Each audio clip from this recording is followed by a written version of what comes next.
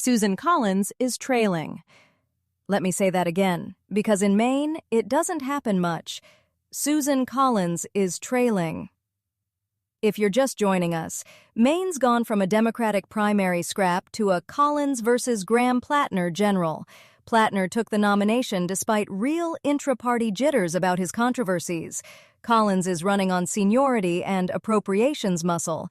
She's touting something like $1.5 billion in earmarks she says she's steered home since her last race.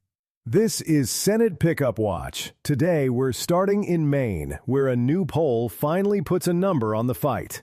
Then, Colorado Democrats brace for a wave, and a New Hampshire candidate begs his own party to pay attention. Sarah, the number first. We'll keep tracking Maine's Senate challenge to Collins. Follow the show so the next update finds you. WABI writes, Democratic Senate candidate Graham Platner holds a slight lead over incumbent Republican Senator Susan Collins in Maine, according to a new poll conducted by the New York Times, Portland Press Herald, and Siena Research Institute. The poll surveyed 608 likely voters in Maine between June 19th and 26. The results show Platner with 49% support, while Collins has 47%. Okay, this is the update we've been waiting for. Times, Portland Press Herald, and Siena have Platner up 49 to 47. That's 608 likely voters, June 19 to 26. It's the first independent read on whether Collins's local brand actually survives a real challenger.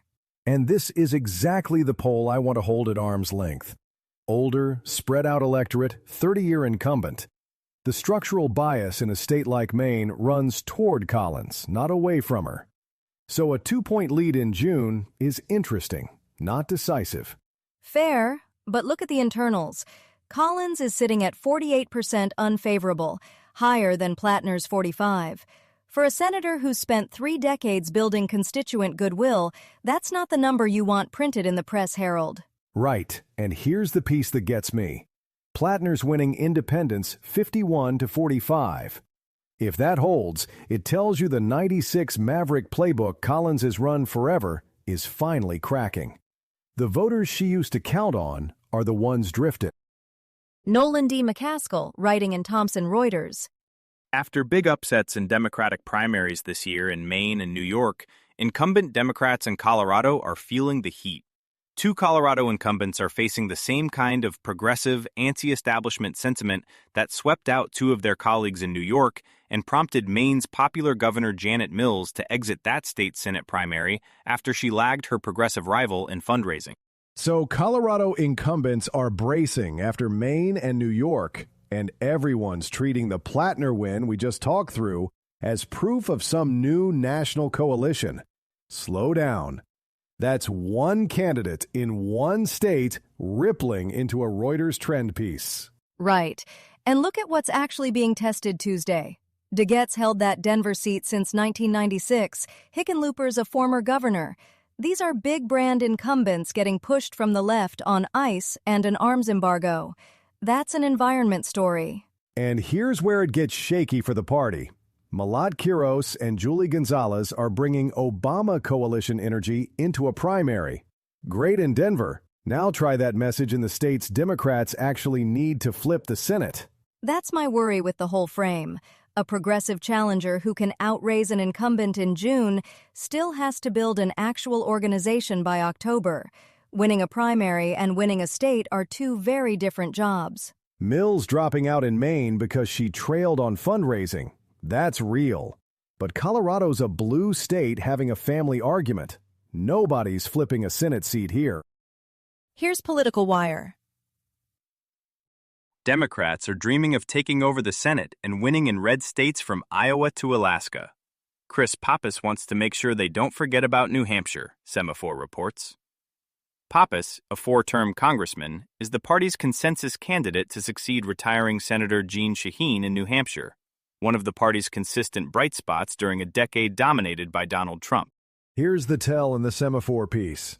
A 4-term congressman, the consensus nominee, is publicly telling his own party not to forget about him.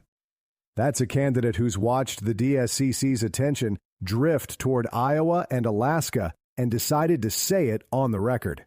And notice which seat he's talking about.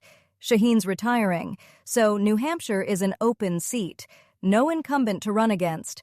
That's about as clean a pickup opportunity as this map offers, and Pappas is worried they'll blow right past it chasing shinier states.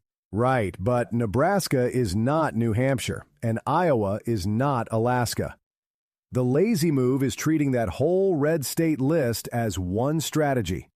Pappas is basically naming the one message for every T8 problem out loud. What gets me is he shouldn't have to say it. A serious party doesn't need its consensus nominee lobbying it in the press to fund a winnable open seat. If he's saying it anyway, you know exactly what he thinks their instincts are. If you're tracking Senate pickups, you may also like California governor's race, our daily 2026 show on the candidates, polling, debates, fundraising, and policy, for voters who want more than horse race takes. Find it wherever you listen to podcasts.